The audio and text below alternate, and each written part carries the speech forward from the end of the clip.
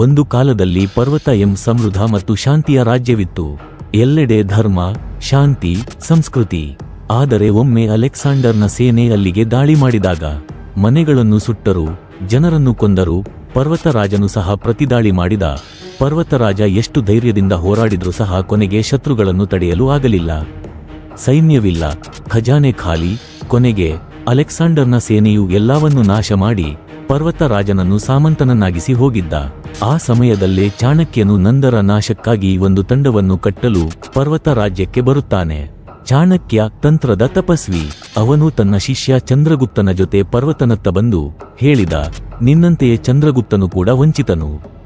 ನೀವು ಇಬ್ಬರೂ ಕೈಜೋಡಿಸಿದರೆ ಶತ್ರುಗಳನ್ನು ಮಟ್ಟ ಹಾಕಬಹುದು. ಆದರೆ ಪರ್ವತರಾಜ ಕುಗ್ಗಿದವನು. ಅಯ್ಯೋ ಸ್ವಾಮಿ, ನನಗೆ ಯಾವ ಸಹಾಯವೂ ಆಗಲ್ಲ, ನನ್ನ ರಾಜ್ಯವೇ ನಾಶವಾಗಿದೆ ಎಂದ. ಚಾಣಕ್ಯನು ನಕ್ಕಿ ಕೇಳಿದ, ನಿನ್ನ ಹತ್ತಿರ ಉಳಿದಿರುವುದಾದರೇನು ಎಂದು. ಆಗ ಪರ್ವತರಾಜನು ಹೇಳಿದ, ಅರೇ ಬರೇ ಮಿಕ್ಕ ತಾಮ್ರದ ಕೆಲವು ಪಳೆಯುಳಿಕೆಗಳು ಎಂದನು. ಸರಿ, ಈಗಿಂದಿಗಲೇ ಅದನ್ನೆಲ್ಲ ತೆಗೆದುಕೊಂಡು ನಾನು ಹೇಳುವ ಜಾಗಕ್ಕೆ 50 ಜನರೊಂದಿಗೆ ಮಿಕ್ಕ ತಾಮ್ರದ ಪಳೆಯುಳಿಕೆಗಳನ್ನು ಕಳುಹಿಸು. ನೀನು ನಿಶ್ಚಿಂತೆಯಿಂದ ಮಲಗಿ ಬೆಳಿಗ್ಗೆ ಬಾ ಎಂದನು. ಕೇವಲ ಒಂದು ರಾತ್ರಿ. ಬೆಳಗ್ಗೆ ಪರ್ವತರಾಜನು ಕಣ್ಣು ಬಿಟ್ಟ ಮತ್ತು ಅಲ್ಲಿಗೆ ಹೋಗಿ ನೋಡಿದ ಚಿನ್ನದ ನಾಣ್ಯಗಳ ರಾಶಿ. ಪರ್ವತರಾಜ ಆಶ್ಚರ್ಯದಿಂದ ಕೇಳಿದ, ಇದು ನಿಜವೇನಾ? ಅದಕ್ಕೆ ಚಾಣಕ್ಯ ಹೇಳಿದ, ಇದು ತಂತ್ರ ಪರ್ವತೇಶ ಎಂದು ಹೇಳಿ ಮುಂದಿನ ಕಾರ್ಯದ ಬಗ್ಗೆ ಹೇಳುತ್ತಾನೆ. ಚಾಣಕ್ಯನು ರಾಜನ ಇಬ್ಬರು ಮಕ್ಕಳನ್ನು, ಮಲಯಕೇತು ಮತ್ತು ಚಂದ್ರಕೇತುವನ್ನು ರಹಸ್ಯವಾಗಿ 2 ನಗರಗಳಿಗೆ ಕಳುಹಿಸಿದ, ತಕ್ಷಶಿಲೆ ಮತ್ತು ಕುಶಲಪುರ. ಅಲ್ಲಿ ಅಲೆಕ್ಸಾಂಡರ್ನ ಸೇನೆಯ ಜನರು ಶಾಸಕರಾಗಿದ್ದರು. ಇವರ ಇಬ್ಬರ ಕೈಯಲ್ಲಿಯೂ ಚಿನ್ನದ ರಾಶಿಗಳನ್ನು ತೆಗೆದುಕೊಂಡು ಹೋಗಿ ಅಲ್ಲಿ ಏನು ಮಾಡಬೇಕೆಂದು ಹೇಳುತ್ತಾನೆ. ಆ ತಂತ್ರದಿಂದ ಅವರುಗಳಲ್ಲೇ ಜಗಳ ಹುಟ್ಟಿಸಿ ತಮಗೆ ತಾವೇ ಹತ್ಯೆ ಮಾಡಿಕೊಂಡರು.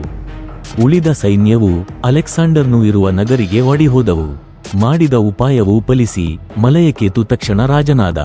ಚಂದ್ರಕೇತು ಕೂಡ ಪಟ್ಟಕ್ಕೇರಿದ. ಈ ಎಲ್ಲ ತಂತ್ರಗಳಿಂದ ಪರ್ವತರಾಜ ಮತ್ತೆ ಸಿಂಹಾಸನಕ್ಕೇರಿದ. ಅವನು ಚಾಣಕ್ಯನಿಗೆ ಕೈಜೋಡಿಸಿ ನಮಸ್ಕಾರ ಮಾಡಿ ಹೇಳಿದ, ಸ್ವಾಮಿ, ನಾನು ಇನ್ನೂ ನಿಮ್ಮ ಶಿಷ್ಯ. ನಂದರ ನಾಶದ ಯುದ್ಧಕ್ಕೆ ನಾವು ಸಿದ್ಧ ಎಂದ ಪರ್ವತರಾಜ.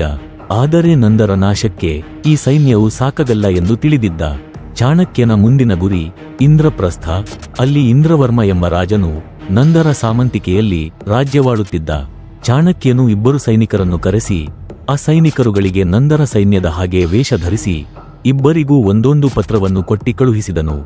ಮೊದಲ ಸೈನಿಕನು ಇಂದ್ರವರ್ಮನ ಹತ್ತಿರ ಬಂದು ಪತ್ರವನ್ನು ಕೊಡುತ್ತಾನೆ. ಆ ಪತ್ರದಲ್ಲಿ ನಂದರ ಮಗಳನ್ನು ಮದುವೆ ಮಾಡಿಕೊಳ್ಳಬೇಕೆಂಬ ಪ್ರಸ್ತಾವನೆ ಇರುತ್ತದೆ. ಅದನ್ನು ಕಂಡ ಇಂದ್ರವರ್ಮನು ಸಂತೋಷಗೊಂಡು ಬೀಗುತ್ತಾನೆ.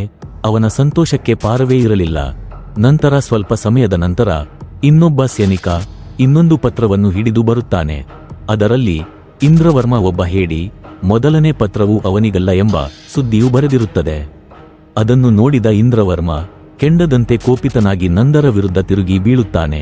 ಈ ಸಮಯ ನೋಡಿಕೊಂಡು ಚಾಣಕ್ಯ ಮತ್ತು ಅವರ ತಂಡ ಇಂದ್ರಪ್ರಸ್ಥಕ್ಕೆ ಭೇಟಿ ನೀಡಿ ಇಂದ್ರವರ್ಮನನ್ನು ಸಂಧಿಸಿದ ಬಳಿಕ ಇಂದ್ರವರ್ಮನು ಸಹ ಹೇಳುತ್ತಾನೆ, ನಂದರನ್ನು ನಂಬೋದೇ ತಪ್ಪು, ನಾನು ಚಾಣಕ್ಯನ ಜೊತೆ ಯುದ್ಧಕ್ಕೆ ಸಿದ್ಧ ಎಂದು ಘೋಷಿಸುತ್ತಾನೆ. ಅಲ್ಲಿಗೆ ಚಾಣಕ್ಯನ ಒಂದು ಹಂತದ ಯೋಜನೆ ಸಿದ್ಧವಾಗುತ್ತದೆ. ಇದರಿಂದ ಚಾಣಕ್ಯ ಒಬ್ಬ ಧೀಮಂತ ರಾಜತಾಂತ್ರಿಕ ಎನ್ನುವ ವಿಷಯ ತಿಳಿಯುತ್ತದೆ. ಮುಂದೆ ನಂದರ ಅರಾಜಕತೆ, ಅವರ ಅಂಧಕಾರ ಹೇಗೆ ಅವರನ್ನ ನಾಶ ಮಾಡಿತು ಎಂದು ಮುಂದಿನ ವಿಡಿಯೋದಲ್ಲಿ ತಿಳಿಸುತ್ತೇನೆ. ವಿಡಿಯೋ ಇಷ್ಟವಾದರೆ ಒಂದು ಲೈಕ್ ಮಾಡಿ, ಸುಲಭ ಮತ್ತು ಉಚಿತ ಚಂದಾದಾರಿಕೆಯನ್ನು ಪಡೆದು ಚಾನಲ್ ಅನ್ನು ಪ್ರೋತ್ಸಾಹಿಸಿ. ಮತ್ತೆ ಸಿಗೋಣ ಮುಂದಿನ ವಿಡಿಯೋದಲ್ಲಿ. Love you all.